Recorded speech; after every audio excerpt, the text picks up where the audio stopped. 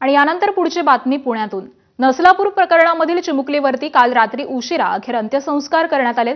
चिमुकलीला न्याय द्या, नराधमाला फाशीची शिक्षा द्या अशी मागणी करत काल पुण्याच्या नवले पुलावरती जोरदार आंदोलन करण्यात आलं।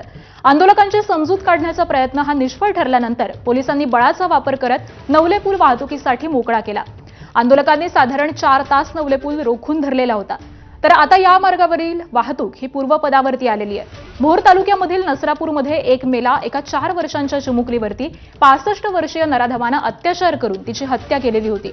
या प्रकरणी पुणे शिवाजीनगर कोर्टानं आरोपी भीमराव कांबळे याला 7 मे पर्यंत पोलीस कोठडी सुनावली आहे।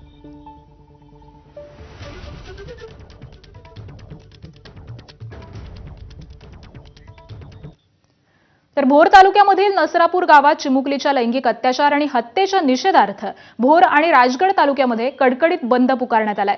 सर्व व्यापारी असोसिएशन, दुकानदार आणि नागरिक यांच्याकडून कडकडीत बंदचं आवाहन हे सध्या करण्यात आलंय। नराधमाला फाशीची शिक्षा व्हावी या मागणीसाठी हा बंद पाळण्यात आलाय।